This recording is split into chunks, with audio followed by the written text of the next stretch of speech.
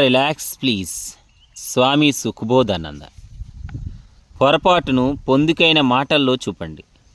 ఏదో ఒక తప్పును వెతికి దాన్ని ఎత్తి చూపించటం కొందరికి మానసిక తృప్తినిస్తుంది. ఇది అలవాటైపోతే చివరికి అది ఒక వ్యసనంగా మారి మనలోని విశాల దృక్పథాన్ని కంపేస్తుంది. ఒక సంస్థలో పనిచేస్తున్న ఫైనాన్స్ మేనేజర్ ఒకరు వెళ్తూ దారిలో తెరచి ఉన్న ఒక మురికి గుంటలో పడిపోయారు. ఎలాగో దాని నుండి బయటకు వచ్చే మార్గం కోసం ఎదురుచూస్తున్నారు. ఆ సమయంలో తన సహోద్యోగి మార్కెటింగ్ ఎగ్జిక్యూటివ్ ఒకరు ఆ దారిలో వెళుతూ మేనేజర్ గారికి జమా లెక్కలు తప్ప ఏమీ తెలియదంటారు, కానీ కళ్ళు మూసుకుని నడిస్తే ఎట్లా అంటూ అతని పట్ల తనకున్న కోపాన్ని వెళ్ళగక్కుతూ ముందుకు నడిచారు. మేనేజర్ పక్కింటి ఆయన అటు వెళుతూ, ఏం సార్, ప్రక్కనే జాగ్రత్త అనే బోర్డు చూడలేదా? మేనేజర్ హోదాలో ఉన్న మీరు ఏం ఒరగబెడతారు, నాకు అర్థం కాదు అంటూ ముక్కు మూసుకొని మోరిలో ఉన్న అతనిని పైకి లాగడానికి ప్రయత్నించారు. అయితే మేనేజర్ అందకపోవడంతో ఆ పొరిగింట ఆయన వెళ్ళిపోయారు.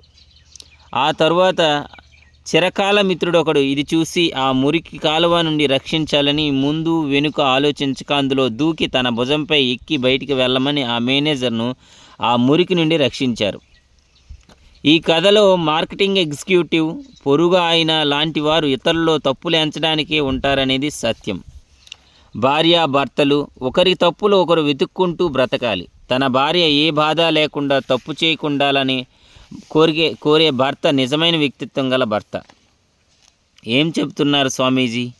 ఒక్కసారి మా ఇంటికి వచ్చి చూడండి. ఇల్లంతా మురికి బట్టలతో నిండి ఉంటుంది. వారం క్రింద చేసిన వంట ఫ్రిడ్జ్లో కంపు కొడుతుంటాయి. ఇది తప్పని నేను చెప్పకూడదా అంటూ నన్ను అడుగుతారు. చెప్పొచ్చు, కానీ ఏది సరి అయిన పద్ధతి అని ఆలోచించి నిర్ణయించుకోండి. 1000 మాటల కంటే మీరే ఉదాహరణగా నిలిచి బుద్ధి చెప్పడం గొప్ప.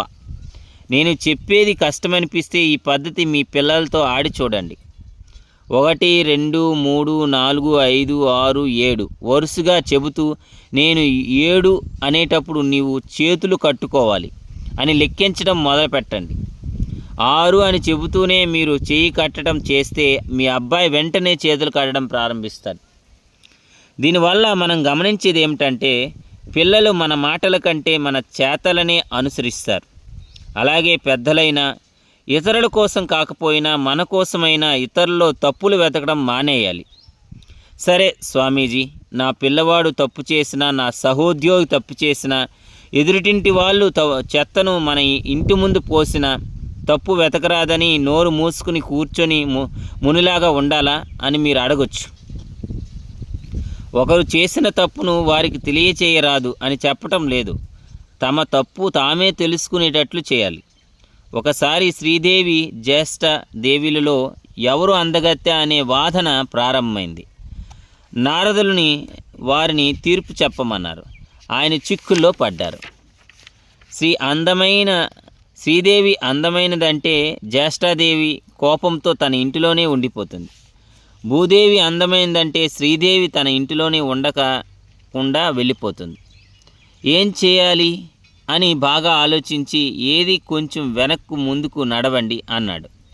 శ్రీదేవి భూదేవి ఇద్దరు మెల్లగా నడుస్తున్నారు. వెంటనే నారదుడు, శ్రీదేవి ముందు నడిచినప్పుడు అందంగా కనిపిస్తుంది, భూదేవి వెనక్కు నడిచినప్పుడు అందంగా ఉంటుంది అన్నారు. ఇద్దరూ తృప్తి పడ్డారు. ఇక్కడ గెలుపు ఎవరిది అంటే శ్రీదేవిది కాదు, భూదేవిది కాదు, నారదుడిది.